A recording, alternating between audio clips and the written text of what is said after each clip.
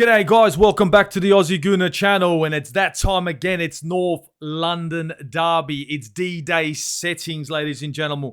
Arsenal top of the league. Tottenham somewhere down there next to Chelsea in the middle of fucking nowhere. My guy, my Nigerian brother from another mother, Akpos in the fucking building making his debut, you know. Bro, how you going, man? Welcome.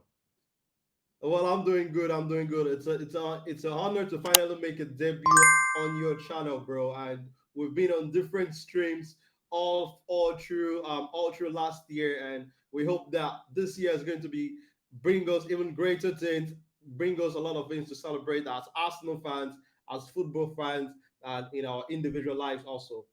Bro, big up, man, big up. We have crossed paths plenty of times. Remember the first time me and you crossed paths was on a fried deji on Munzie's channel. Remember that one? That was hectic. Yeah, I remember that one. I can't forget that Yeah, one. reeled him in real nice and gave him a bit of a slap, but you know the go. Guys, look, if you don't know, you got to check out Akpos's channel. Akpos, plug your channel real quick at the start, bro, so people know where they can find you. You can always find me on Football and Pigeon across all the social media channels, and also the Football Talk Shop on YouTube. Also, that's a new channel I have. I have a lot of content that I have build plans to come in real soon. So don't forget to check that, and don't forget to subscribe and show some love to this amazing football fan. There's somebody who always comes to all of the streams with the energies and a lot of positivity and a lot of honest assessment of whatever topic is being discussed on the plate. Big up, Akpos. I really appreciate that, man. And to be honest, you know the way I work. I like to work with people. I like to chit chat with people who talk some sense, not nonsense. You know what I mean? I got no time for nonsense. I end up getting a bit angry and knock people down and shit when it comes to that. So, guys, if you haven't subscribed to that channel, if you haven't checked out that channel, I'm gonna put the links in the description. Check it out. Like it, share it, subscribe it. You know the go, guys. And look, without further ado, I'm going to bring to you 20 minutes or so on the Aussie Gooner Show about fucking the North London Derby coming the fuck up. And guys, like seriously, we got the two rivals, the North London rivals, the two teams in London going toe to toe. If you know the go, we got what Arsenal. What was it? Four wins out of the last five, one draw. What was it for Tottenham? I think Tottenham have only got 2 wins in their last 5, coming off a little bit of a shaky start. And we've been undefeated, right? So our run has been, 11 games, I'm pretty sure. I think it's 11 games since Man United in the Prem. Yes. We're going to White Hart Lane, in my opinion, energetic, enthusiastic, perched to the top of the table. Akpos, where's the pressure here? Where's the pressure here? Is the pressure right now? Is it on Spurs or is it on Arsenal? Because right now, usually we know what happens in these games. Yeah. We know. What are you feeling? For me, I think the pressure is going to be on the two ends. For me, the way I look at it, because Spurs right now they don't have a lot of good things going on for them.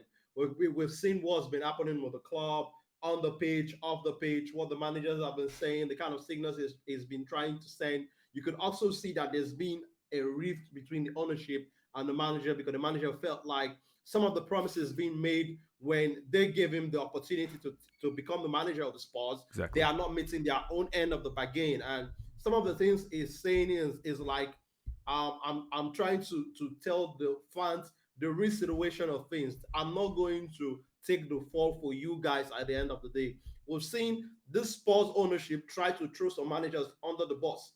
They have a history of doing that. And what Conte is trying to tell the sports fan is, you're not there yet to challenge. That's what we've been telling the likes of Deji and the likes of other sports fans who would not want to admit.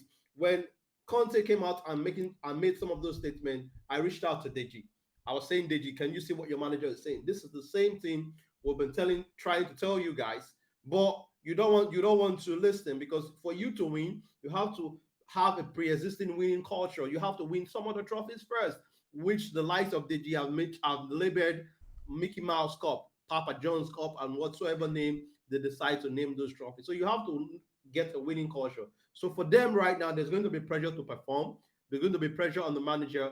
And for us, there's going to be big pressure, because this is not a ground where we've gone in recent games where we've had a Mm. win, when we have things going in our favor. So there's going to be that pressure to not rewrite the stories of the last couple of years. So there's going to be that pressure for us. But the thing I'm excited about this team is the fact that I look at these guys, they are young guys. They are, how would I say, the seasoned professionals we have in this team, the seasoned experienced players, they are stepping up to the plate. This team is looking like a team that handles pressure very well.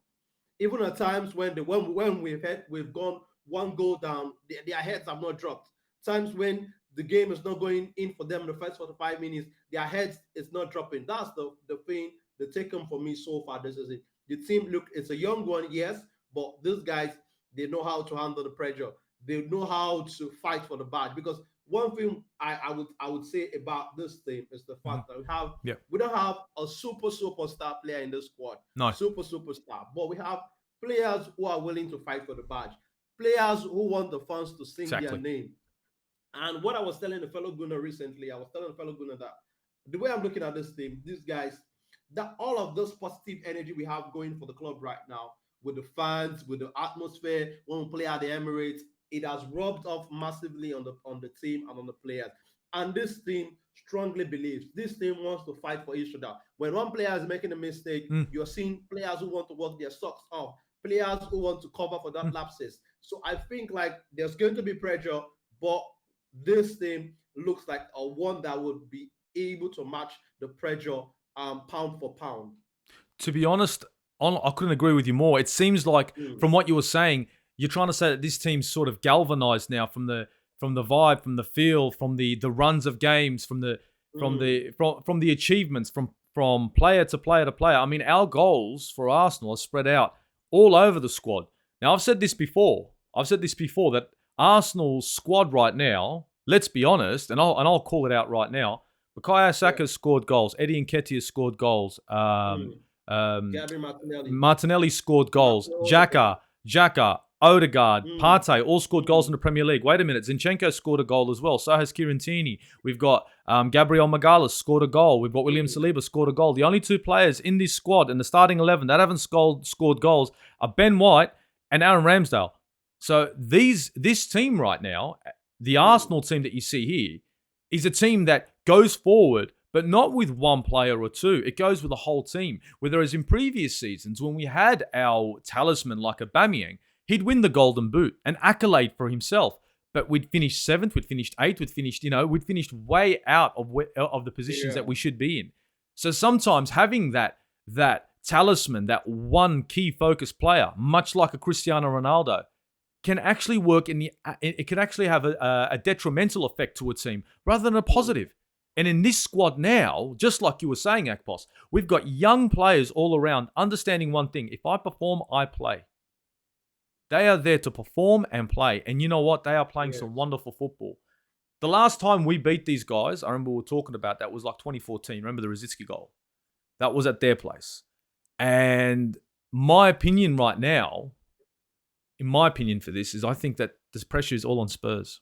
And the reason why the pressure is on Spurs is because we tore them apart. We tore them apart the last time. The last time we met, Mm. we all knew what happened there, right? If you remember, Akpos, we were talking about what was going to happen in this game on Nigel's channel. Remember, we were talking about where's this game Yeah, going to be won and I lost. remember that. And I was saying, Mm. guys, it's the midfield. They don't have a midfield. They can't transition. Mm. Now, we saw that Conte actually put up the white flag, pardon the pun and all that, and threw on defenders when he was down. He was down and out. He was doing damage control. I'm wondering one thing, Akpos. Has Arteta got Conte figured out? Has he got him figured Um, out? Because I look at Conte and he's playing the same fossil football, prehistoric football that he's played at many other teams, and I feel as if Arteta has got his number. What do you think? well, for me, I think like Mikel Arteta, I think is a very young manager who's still learning on the job. And Mm-hmm. one thing for me that I've always told myself is no matter what you're doing, if you stop to learn, you're going to stay stagnant. You're going to stay where you are. Yes. It's either you're getting better or you're getting worse. And Yeah. For me, Mikel Arteta looks like a manager who's getting better at what he's doing. So, what we saw from the first leg at the Emirates, I think like Mikel Arteta won the technical battle, but I think like Anthony Conte, in terms of what he's achieved as a manager, we can't just write him No, off and no, of say, course. okay, Mikel Arteta has got him all figured out. Because I think like what we're going to find out is going to be on game day, and we hope that we are going to be the one who was going to be on the victorious side. So, but for me, I think like Mikel Arteta seems to have an idea of what he wants to do. But I think like there's going to be all of those. If we are going to be able to keep our heads in place, Mm-hmm. don't let the sports fans or the sports crowd, the players, all their tactics get into our head. Yeah, yeah, of course. Because I think The one of the atmosphere. reasons we lost last season to them was the fact that we were not able to handle some of the things happening going for us. You understand? We Mm. lost our head. We got a red card. That was when we lost the game. So if we are going to be mindful of that, Mikel Arteta needs to get them boys in place, because that's one thing I want to talk about the likes of Granit Xhaka this season. Granit Xhaka, previous years, when things are going bad, you seem to see that he's the one who's supposed to be holding the piece together as one of the most experienced players in the team, but is the one falling apart. But this season, we are not seeing that. We are seeing Granit Xhaka calming other players down in some moments, and I'm even looking at it. I'm like, wow, this is a different Granit Xhaka. This is the Natural one born we've leader. been hoping to see. So I think like there's going to be times where we need to keep our head in the game. We need to continue doing that, because if we do keep our head in the game, keep the team at 11-11, don't get no silly red cards, I think Mikel Arteta definitely has a chance of coming out on top in this tactical battle.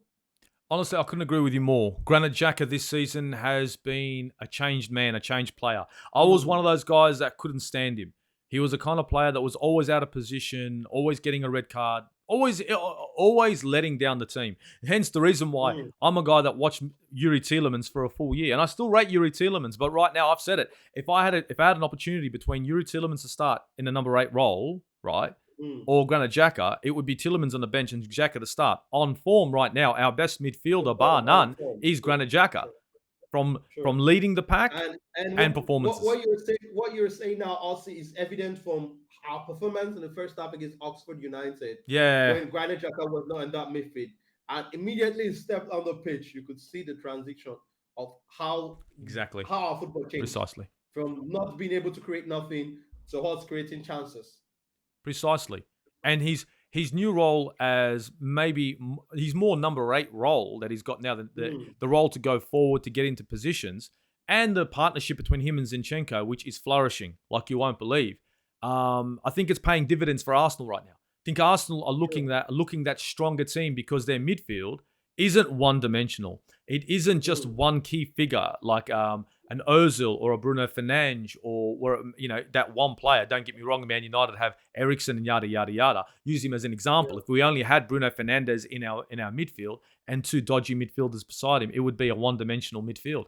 Whereas now Mm, Arsenal have players like Thomas Partey, who is who is cleaning up the game. The recovery rate of Thomas Partey in transition. Now, this is something that I've seen this season. Oh, it's been evident. Once we lose the ball and a team is going to transition into attack, Thomas mm. Partey is the man who breaks down the attack, recovers, and allows us to go into another phase of attack. He has been pivotal to Arsenal's success this season. But I think both Partey, Xhaka, and Odegaard, as a unit, in my opinion, that midfield, in comparison to Tottenham's, which is non-existent, it's apples and oranges. We're literally comparing a Premier League midfield to an A-League midfield, in my opinion. I think that Tottenham Hotspur's midfield at the moment, and that's even if Bentancur is fit to play, right, is lacking in imagination and lacking in an outright number 10. And I think that's what's going to cost them, much like it did last time in this game. And to add to what you said, you touched it a little bit at the start. It's the fact that I think like Mikel Arteta has been able to create units across the pitch. Look at the units in the midfield. Look at the units in our front three. You take out Gabriel Jesus, but Eddie Nketiah coming into that unit, that front Exactly. three seems to be able to perform. You get, but that's a little bit of the problem why the likes of you, the likes of me, we've been screaming for that midfield signing. That Mm-hmm. one player that can come in. If one player goes off that midfield unit, that can comes in, and we'll still have a well-oiled system in place that will be able to be efficient to produce the chances we need in the final third. So I'm still hoping that we would bring in that one midfielder because I think like the midfield area, especially that Yeah. cover for Thomas Partey, in my opinion, or preferably a midfielder who can play in the eighth position and also in that destroyer, a lone destroyer role where Thomas Partey is flourishing right now. Look, honestly, I couldn't agree with you more. And guys, if let us know what you think. If it was going to be one signing this season, and look, I know everyone looks at the Mudryk stuff and they're looking at the papers. Do me a favor. Let's be serious. Look at Arsenal's squad right now. What does Arsenal need right now? Let us know in the comments below. If you could only sign one player, who would it be and what position? Right? Just let us know. And let's see what happens, Akpos, huh? Now, Eddie Nketiah, we touched on Eddie, right? We touched on Eddie. Yeah. Eddie Nketiah, as I like to call him. This guy shows up. This guy said, you're going to give me an opportunity right now. I'm going to take it. And I'm liking what I'm seeing from Eddie Nketiah. I like it a lot.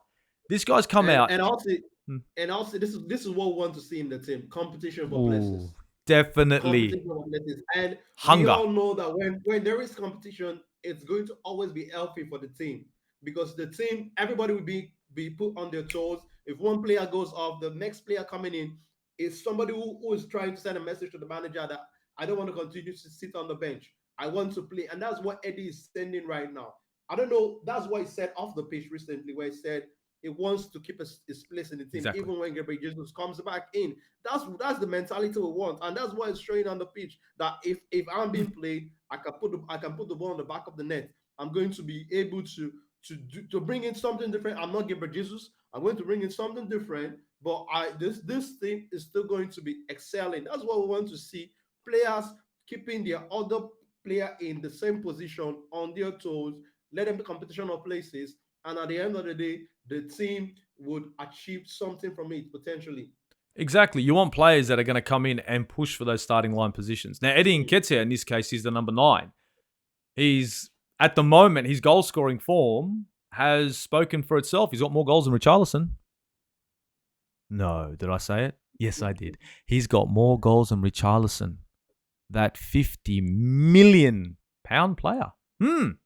Interesting stuff. If Richarlison's worth 50 million, what's Eddie Nketiah worth? Anyway, that's a good question. Now, does Eddie here, like this is where Eddie has got doubters. I'm one of them. I think that he's a good player. I'm still not convinced that he can be Jesus' number 2. On form right now, if he can continue in this manner, I'm just going to do that. Yeah, honestly, LC, I think I'm a little bit on that bus with you. Yeah. But I would love him to prove us wrong. Oh, I think everyone, guys, would you guys be happy to be proven wrong? Right now. You want to be proven wrong with Eddie. And I think for sure. One of the things I was thinking is, if Eddie scores in this game, right? If Eddie scores in this game, is he now, after scoring against Spurs in this game, is he proving his doubters wrong? If he scores in this game, are we all in the mud? Seriously, if he scores in this game. And I'd be happily being in the mud if he does. I want to be dancing in the mud for that one.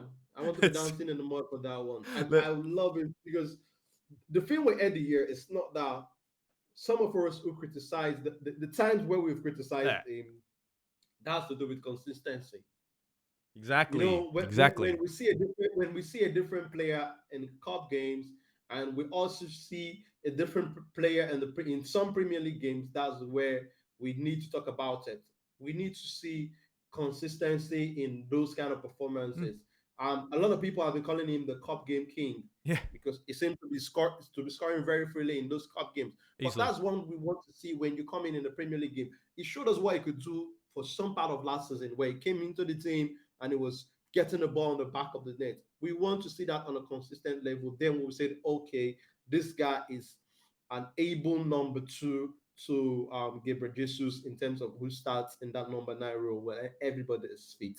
I want him to prove those criticism that I'm the man, I can get the job done. I want him to prove us wrong on that one. I'm the same. I couldn't agree with you more. To be perfectly honest, I would love to see Eddie Nketiah prove all of us wrong, because it's to our benefit. Really is. Let's hope he can show up in this game, just like he has in the others. Now, Spurs, we've talked Arsenal. let's talk Spurs. Do we have to? Yes, we do. It's a North London derby. We might as well talk about them. This is the only time Spurs are relevant is when they play Arsenal. It's a fact. It's a fact, guys. Correct me if I'm wrong. Comment below. Are Spurs relevant? Yes or no? I'll do a poll. Harry Kane, Son, and Dejan Kulusevski. Now, Dejan could be fit for this game. You know what I'm saying? So that front three, on paper, right, is a dangerous front three for me, right? On form right now, Harry Kane he's a shadow of himself, much like Son. Kulusevski's coming back from a muscle injury, a bit of a I think it was a niggle he got. Is this the time that we have to play with caution because of these guys, because of this front three, or do we do exactly what we did at the Emirates, play the high line, throw caution to the wind, and just go at them? What do you reckon? My opinion right now, guys, is go at them. That's me. Go at them and hold them and choke them. But Akpos, what do you think? Well, for me, I think like we don't have to disrespect them because what you said about them not playing in their best form right now is true, but we can't take it away from him. Harry Kane loves the goal against the Arsenal. We know that. So I think we need to be very cautious of that. I don't think we need to throw caution into the wind and go all out, all attacking. No, I think one thing that we've seen this season is the fact that we start games very well. First 10 minutes, first 15 minutes, we're always doing it this season. If it is possible for us to get a goal in the first 10 minutes of the game, let's go for it, get the goal. But we don't need to go all attacking. We know we're going to have our moments in the game. Yeah. And the sports team, I look at them that they are definitely going to struggle against our counter-attack speed. The pace we have in that team, that our transition when we move from defense to attack is very fast. How we do it. And I think like that defense is going to concede goals against us. So I don't think like we need to, because when we did it against Manchester United, we suffered, we paid for it. That was why we lost that game, in my opinion. If we had, when we equalized, when it was naive, I think we were naive. If we had sat back a little bit, if we had sat back a little bit, we would have had our moments in that game. We went for the kill too early, and the punish us for that. So I think we don't need to forget that game too early, and also going to this one with some caution. That attacking trio is going to be, they are going to give us problems. I don't want to look at their form because it's a derby game and we know that a lot of times form is thrown out of the window. It's about who wants it more on game day. So we have to be wary of the threats that front three of Kulusevski, Harry Kane, and Son is going to pose for us. So we don't need to go all out. We need to study the game, pick the right moment when we go for the kill. Mate, to be honest, for me, I think Spurs are a kind of team that if you allow to play the ball, right? If you allow them freedom on the ball, they'll hurt you. But as soon as you choke them, as soon as you hold them down and pin them down in their own half, they're in trouble. And I think for me, much like the first game where I mentioned to people that their left wing back and their right wing backs are going to have their hands full with Martinelli and Saka. I want much of the same.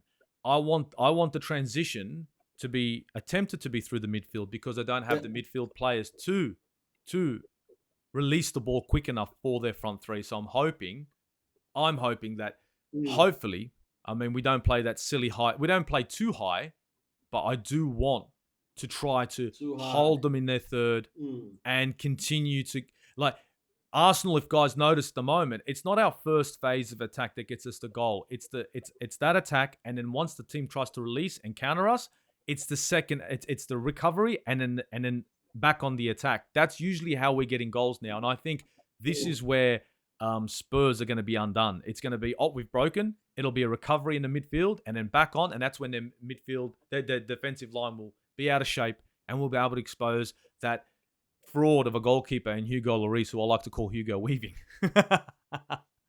Now, I was thinking, Dejan Kulusevski, let's be honest. This guy, for me, what a signing by Spurs. Great player. I honestly wasn't convinced of him until he came to Spurs and he's been doing bits. Now, I know what kind of a threat Dejan is going to be to Arsenal. I know what kind of a threat he's going to be on our left-hand side, their right. Now, we've got Zinchenko playing on the left-hand side. Now, I don't know if you'll agree with me. I don't think Zinchenko defensively is the best left wing back that we have. I totally agree. Do now, if you agree, now do we be cautious here? Are we cautious here? And do we throw in a Tierney to cover that left hand side better defensively, so that way we can sort of slow down, or do we start Zinchenko and throw caution to the wind and go and stick to our guns? Go all guns are blazing. I'm saying Well, it yeah, might go be ahead. time for Tierney to start. Well, for me, I think like I would go with your decision also.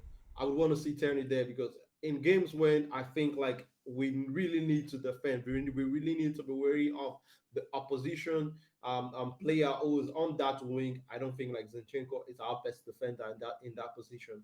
I think like Tierney will bring more defensive solidity, but we would have to look for a way to mitigate that offensive threat that it would not provide for the team. Yeah. But in terms of that solidity, in terms of being able to cope with the pace of a winger, I would want to start Tierney there for an opposition like Kulusevski because it's quick. We know it's got trickery and all of that. So I think like what I would do, I'm not Mikel Arteta to do, but in my opinion, what I would want to do is start Kieran there, let Zinchenko observe the proceedings from the bench, because And I think like Zinchenko is a player who understands the game, who reads the game, who's a very technical player. When he yes. comes in, when he comes in from the bench, a lot of times we've seen it do it for that Man City team under Pep Guardiola. So I think like Zinchenko on the bench, Tierney starts the game, nullifies the threat of Kulusevski for the first 60, 50 minutes. If Zinchenko is coming in, we know we're going for the attack. We probably maybe we need more goals. Maybe we'll one go up. We need a one more goal to finally kill off the game. So that's the way I see that decision in my opinion. I like that idea of Tierney starting the game to slow Kulusevski down. Maybe give him a bump. Maybe give him a bit of a snap here, bump there. Maybe get himself a card and then get taken off as Zinchenko. Yeah. Take that pace out of him and then allow Zinchenko to come in fresh second half, maybe 50 minutes. I think an early change, and then have Zinchenko going forward just like he does. I think that'd be a great idea. But hey, who knows? Arteta's at the helm. You know what I mean? Now, Yeah. He have his own ideas on his head right now. yeah, So we it's a don't know good what's problem to planning. We have, don't know but what's planning for the game. it's a good problem to have when you got two left backs, two dynamics to the game. We never had that Sure. before, you know. I mean, now we do. We're a bit spoiled. Now we do. Yeah. And also, but potentially, we've seen what Mikel Arteta could potentially also do. He could also play Tomiyasu on that left back. Well, yeah. I mean, you use this Tomiyasu on the left back when you got a player that's He did it against Liverpool. yeah. When you got a player that And cuts in on the left. Salah was in his pocket in that game. Yeah. Well, that's if when you got a player that cuts in on his left. Yeah, it would be an idea. But to be honest, we've got so many options at that left back and even right back role to change the way we play. I'm really happy with what we have at the back at the moment. And I think in this game, it's going to be small little changes like this that's going to cost Tottenham a goal or the game, to be perfectly honest. The depth that they were talking about they had. Remember the depth? We've got depth. Oh, you've got depth. You guys are in a depth of hell right now on the ladder. That's where you are. And you're going to keep on dropping off. You're going to be hanging out with Chelsea soon. Don't worry. You and Chelsea are going to hang out 10 and 11, respectively. Back in the day, saved the bridge and fucking who the fuck is Spurs.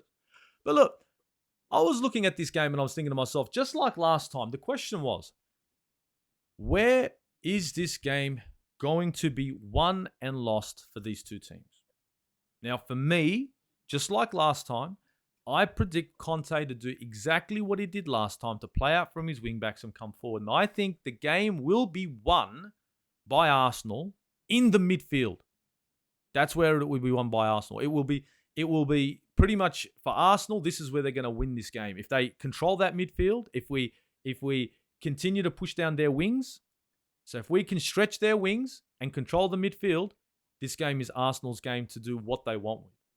For Spurs, I think, for them to win this game, I think what they need to start doing is recovering the ball quick at left back and right back. And instead of trying to play down the line, they have to start putting balls over the top and hopefully they can control them. Because I think the only way they're going to be able to break quick is for balls over the top. Not switching, but straight down the line and sprint on the end of it. That's my opinion. What do you think?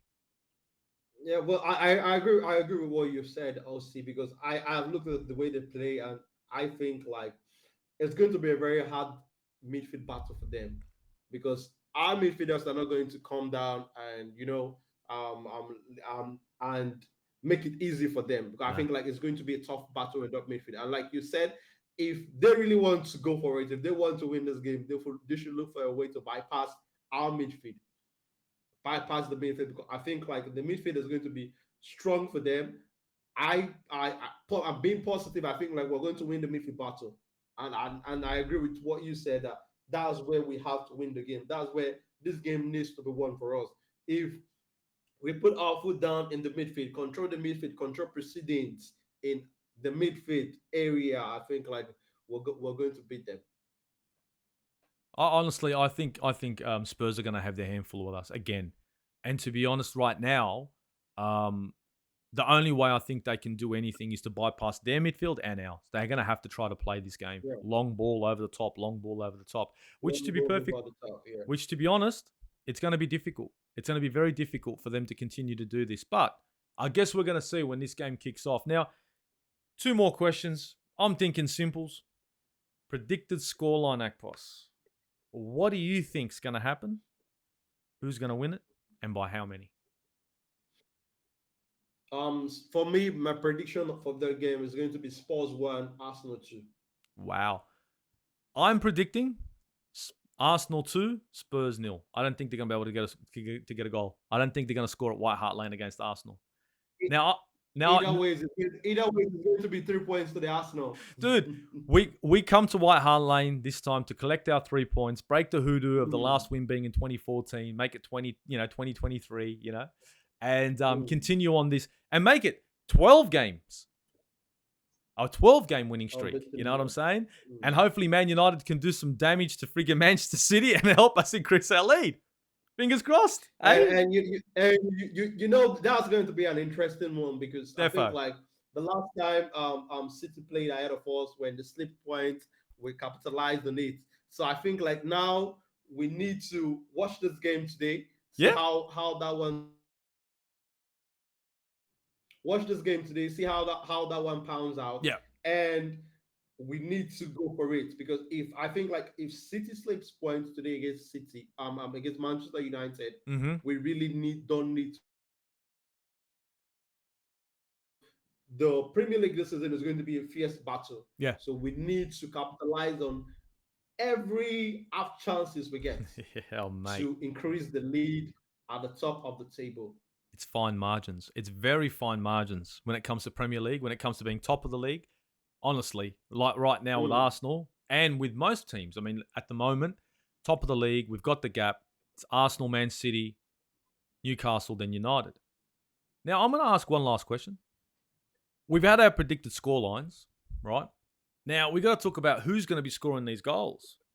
For me, since I said 2-0, I'm thinking it's going to be Gabriel Martinelli and it's going to be Bukayo Saka to score goals in this game. I don't think Eddie's going to have much of a chance. I think he'll be in the mix. He might get an assist, but I Mm. don't think he'll score. And I don't think Spurs are going to score. So my goal scorers are going to be Bukayo Saka and Gabriel Martinelli. Who do you reckon, Akpos? Who do you think's going to be on the score sheet? Since you said 2-1, you're Well, gonna have to pick a Spurs player. well, for me, I think like in that game because players like Bukayo Saka, players like MS Smith Rowe who have come out from the academy, the Alien boys, they know how much this game is. They know Definitely. what it means. They know how will I say. They know the weight that this game carries. So Bukayo Saka definitely for me.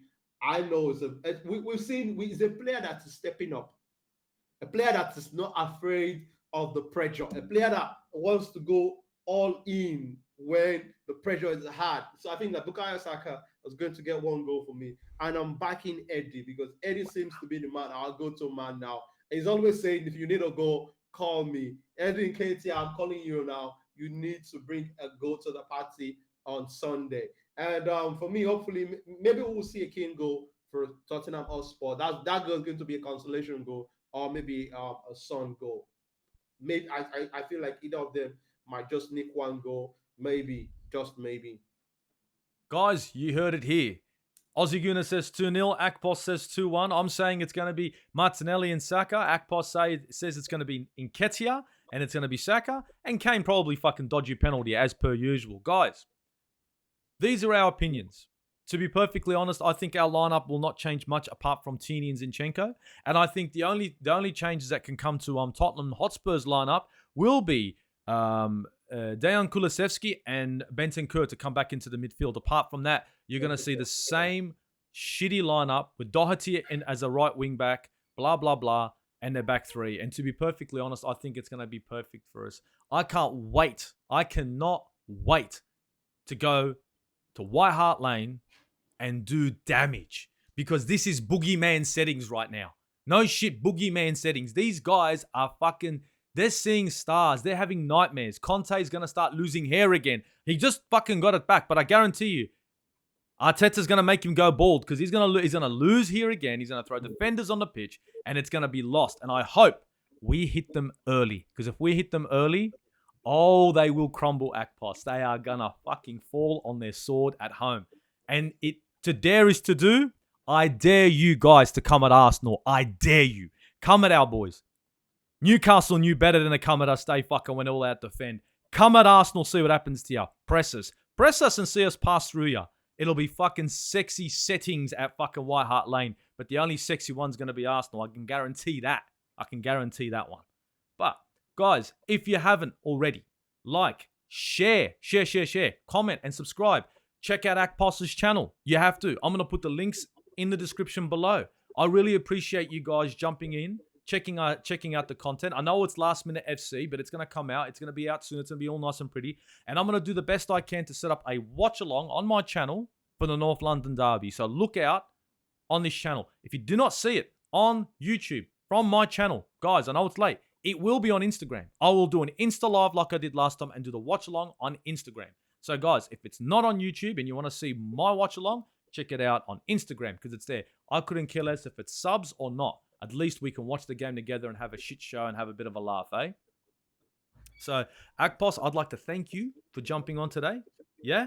Thanks for having me on, Aussie. Brother, anytime. And soon we're going to do, I'm hoping to get that transfer chit-chat that we've been talking about and was supposed to be set up, unfortunately, because of, technical difficulties. Me and Akpos could not bring to you guys a friggin' awesome transfer show, but we will be bringing that to you guys soon. It'll be chit-chat about Mudryk. It'll be chit-chat about possible players that we want in. And we're going to be serious about what players should be coming to Arsenal. So, guys, look out for that on the Aussie Guna channel. But from the Aussie Guna, from Akpos, from Australia, from North London, guys, it's Uru, guys. Uru.